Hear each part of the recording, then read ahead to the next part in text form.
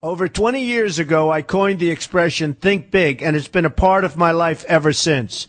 It's also come true. I became an even bigger success after I said it than I was before. And that's one reason I think it's an important way to think. It obviously works, and that's what I'm going to talk about today. What I said exactly in my first book, The Art of the Deal, is as follows. I like thinking big. I always have. To me, it's very simple. If you're going to be thinking anyway, you might as well think big. That book was a bestseller, and it's considered a business classic at this point. But I never thought those words would become bestsellers in their own right. It's an interesting point that I'm famous for two very short statements. Think big and you're fired. But let's stick to the first one for today. And I'd suggest strongly that you pay attention so that you won't have to hear the second one. Thinking big starts with the details and grows from there. Because I'm a builder, I'm very aware of the importance of having a good foundation. You can't take chances in construction. You can't be haphazard and say, well, maybe this will work, maybe it won't, so let's try it and find out. Because a lot of people will be at risk. I have to know if something will work or not. Every inch has to be accounted for. In other words, thinking big starts with being thorough. So number one, be thorough. Don't count on happenstance to get you anywhere because it won't. Number two, get a momentum going and keep your momentum going. You have to have big ideas, but you've got to have the energy to get them done, which can sometimes take a long time. If you don't have momentum, you will not have what it takes to get the job done. Patience alone isn't enough. I have a lawyer friend who used to refer to me as the reverse tornado who builds everything in his path.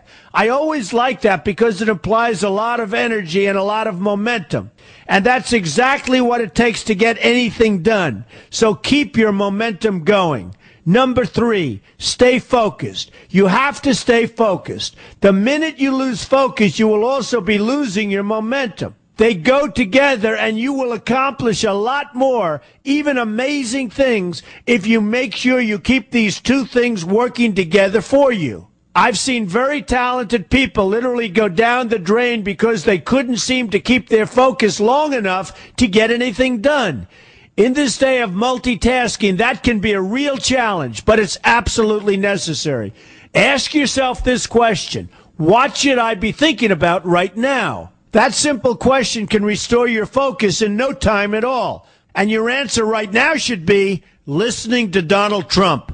Number four, look at the solution, not the problem.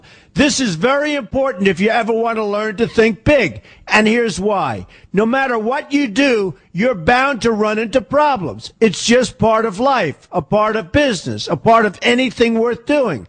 If you let the problems get in your way, they'll become bigger than your idea was to begin with, and you will be a wipeout. No matter how bad things look, keep your focus on the solution, and you will be surprised how things can work out, and work out properly. One way I do this is to ask myself when confronting a possible problem, is this a blip or is this a catastrophe? A catastrophe is something like an earthquake, a tsunami, a war, and so forth, and a blip is everything else. Right away you'll have the right perspective and your equilibrium will be restored. So keep your focus on the solution. Number five, see opportunity for what it is, an opportunity. For example, why are you listening to me today? Curiosity? You like me? You don't like me? You want to learn? You have nothing else to do? You want to hear me tell you you're fired? I hope not. But whatever your reasons might be, they've brought you to a good place to get involved and to learn. And that's an opportunity right there. People think that because I'm rich and famous that I know everything. I know a lot. But one thing I know is that I don't know everything. So I ask myself this question every day. What can I learn today that I didn't know before? And you know what?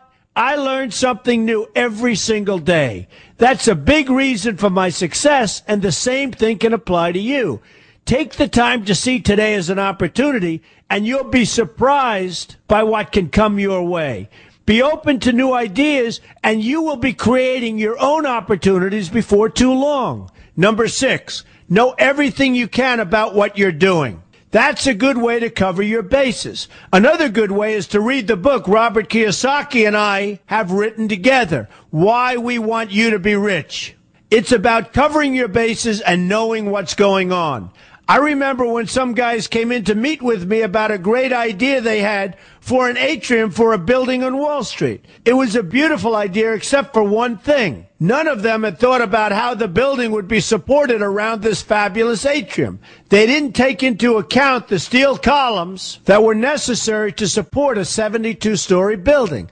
A very big and embarrassing oversight that could have been avoided if they'd taken the time to think about what they were doing. Don't let that happen to you. Know what you're doing first. Number 7, be lucky. Remember the old saying, the harder I work, the luckier I get. Well, it happens to be true. It works for me, and I've encountered some pretty big successes. But this goes along with something that's absolutely necessary for great success. Be passionate. You have to love what you're doing if you want to be successful at it. My father told me that it's absolutely true. I might work 7 days a week, but it doesn't seem like work to me because I love what I'm doing. If you don't like what you're doing, find something else to do, or do it part-time until you can find something full-time. You will never be successful, happy, or healthy unless you're doing what you love to do. That's just the way it is. So give it some thought. In fact, give it a lot of thought. For example, if you're feeling frustrated, there are 2 ways to look at the situation.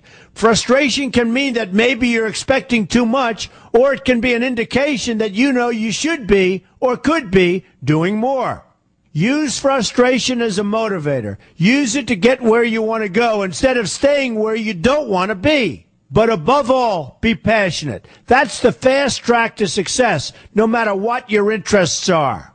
Number 8, see yourself as victorious. That can zap negativity immediately and put a positive spin on problems. I've gotten to the point where I see problems as challenges that I'll enjoy meeting and dealing with.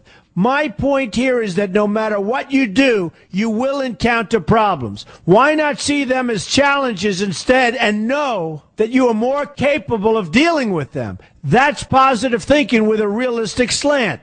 When I go into negotiations, I keep an open mind to what may happen. But I can tell you that there's already a done deal attitude on my part. I've already thought the process through to the extent that I know everything will be better off if they agree with what I've come up with because I've taken both sides into account. I enter the situation with a victorious attitude, and I've had enough victories to know that this attitude works. Use it.